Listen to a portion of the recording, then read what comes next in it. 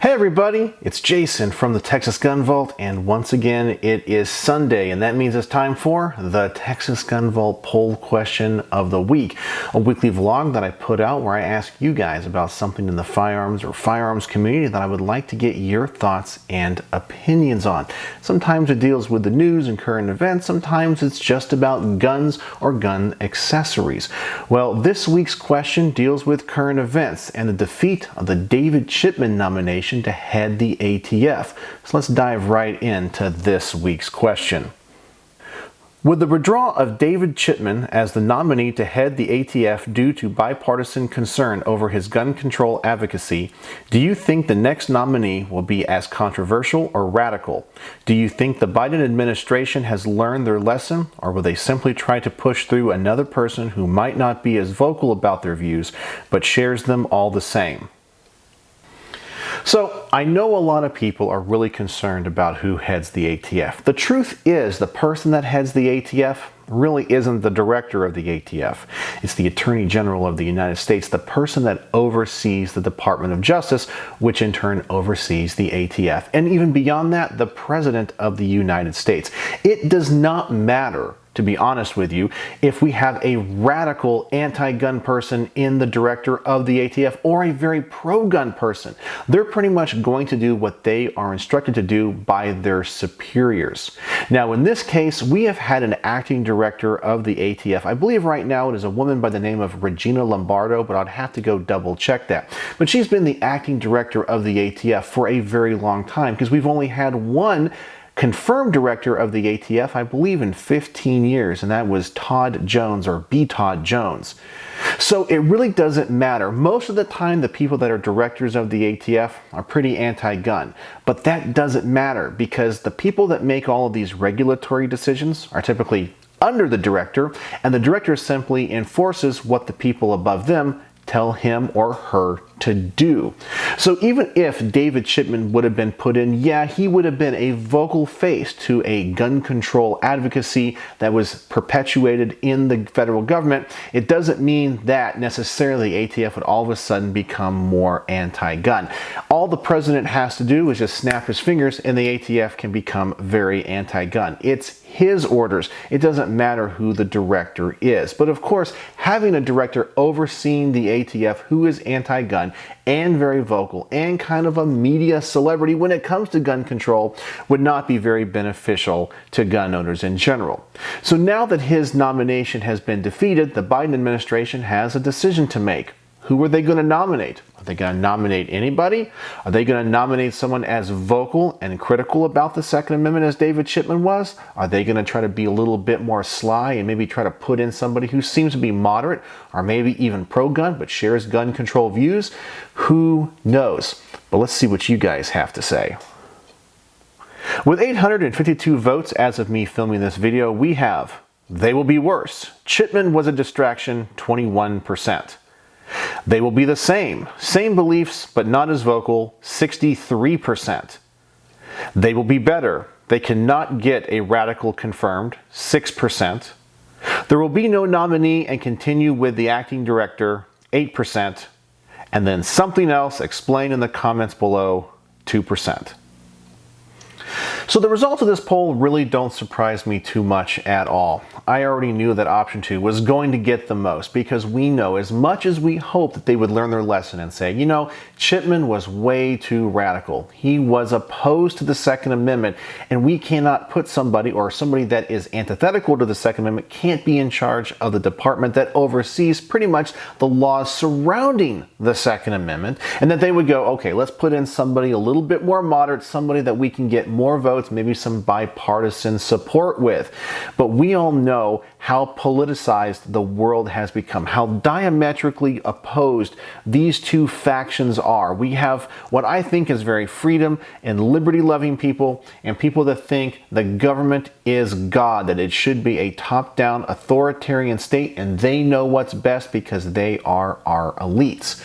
But there has to be a political game that is played, because one cannot completely overrun the other as much as they try.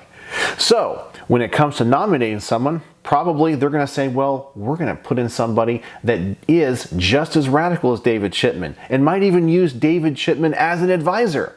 But because this person might not have a history of gun control advocacy or being on the payroll of anti-gun organizations, they can get them through as a supposed moderate. But let's go through each one of these and I'll give you guys my thoughts. They will be worse. Chipman was a distraction.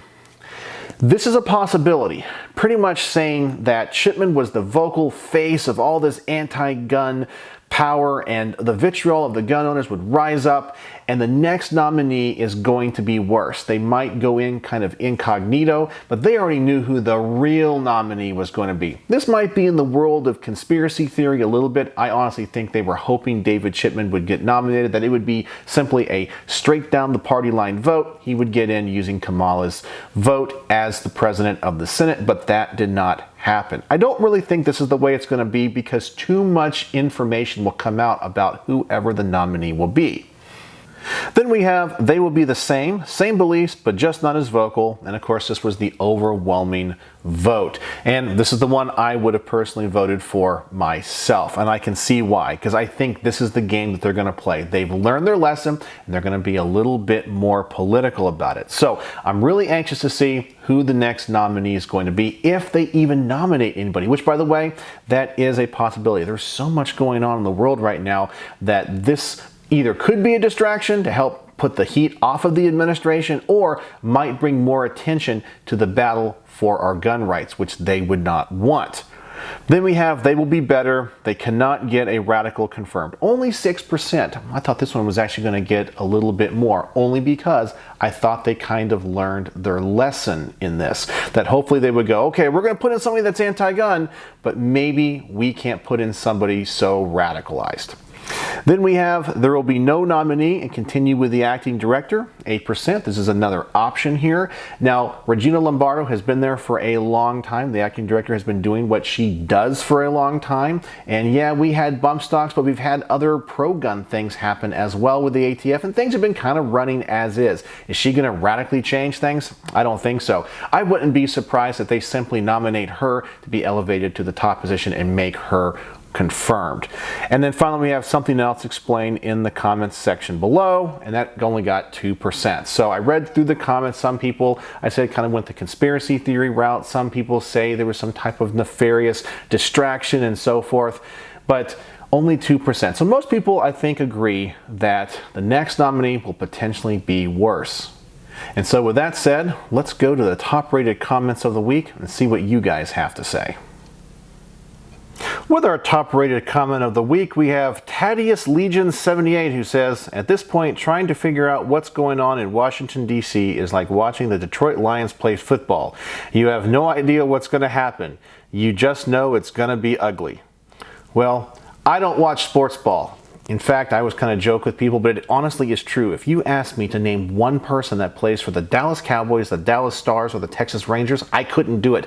I don't have time to do all the things I currently do between my job and running the YouTube channel and just my personal life. I don't have time for sports or anything else. I never really cared about sports anyway. But I'm sure this is a funny analogy, but I understand his sentiment. Yeah, you can't tell what's going on because it is so dysfunctional.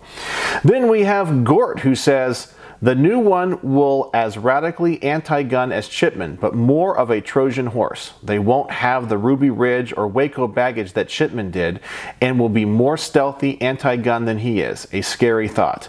And honestly, that is my opinion perfected right there. He stated it. Exactly what's going to happen. They're going to find somebody that does not have a history of vocal anti-gun support, but has the same beliefs as Chipman. And they've learned their lesson. You can't have a celebrity person in the office of the director of the ATF who is so anti-gun. That's not going to work. You got to have somebody that looks like a moderate, kind of boring bureaucrat, but shares all of the anti-gun beliefs. Then we have Mike, who says, since Joe can't get Chipman in as head of the ATF, he will probably slide him into his gun czar position he talked about during the campaign when he was talking up Beto. Hell yeah, we will come get your AR-15, O'Rourke. And that is something else that I have heard floated around. I heard that when they retracted the nomination, they promised him a position in the Department of Justice. They said, you took one for the president. You laid down on the sword for us. We're going to reward you. You know, it's funny that when it comes to the left, you can fail upwards. You can not get confirmed. You can have scandals and you get promoted. That's probably what's going to happen to him. Then we have Stephen Schaefer, who says Biden will just find a different position to put Chipman in and continue to infringe on our rights. And he pretty much just said what Mike did, and I completely agree. That's most likely what's going to happen. And then finally, we have Orange Drink, who says if Dems really wanted gun control, they would have had it a long time ago. Now, this is a really interesting comment because I know that there's some people out there that share this belief that if they really wanted it, they would have made it happen.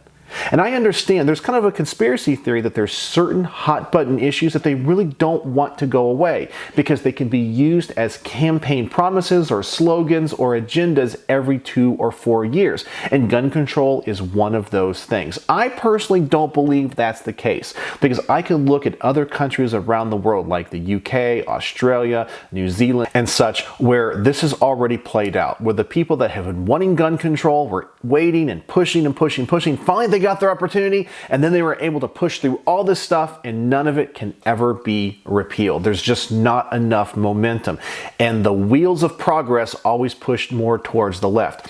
I've heard some people say that the Democrats are communists and socialists and the Republicans are simply Democrats going at the speed limit. And I kind of agree with them. I think it was Tim Pool who said that. And I like that idea. And it's true, the Republicans are not the friends of the Second Amendment like they claim that they are. But this issue can be used on both sides of the aisle. You have Republicans coming to you like Donald Trump, who said the attack on your Second Amendment rights are over. And then we banned bump stocks. And he was the only president in the recent history that actually got anti-gun regulations through. In fact, Obama actually expanded gun rights on a whole because he actually opened up national parks to people that have concealed carry permits. I know it's crazy. He was an anti-gun president, or claims he was, and he actually passed a pro-gun bill. And Donald Trump was anti-gun because he passed the bump stock ban, and that has now set precedent to ban everything else and all these different accessories like force reset triggers and so forth. In many ways, Donald Trump was worse for the Second Amendment than Obama based off of an objective measure of what they did. So there you go. That is the Texas Gun Vault poll question of the week. This one really didn't surprise me. I know it's been in the news and people are worried about what's going to happen in the future, but that's your thoughts. All right, so if you would like to participate in next week's poll, please go to the community tab of my channel. It will be linked there. It will also be linked in the description below. Just go there, vote, like other people's comments, and comment yourself so we can get the top rated comments of the week. Hope you guys enjoy this weekly vlog. I enjoy making them, and I will look forward to seeing you guys in the next one. So let me know if you have any questions in the comment section below, and as always, thanks for watching.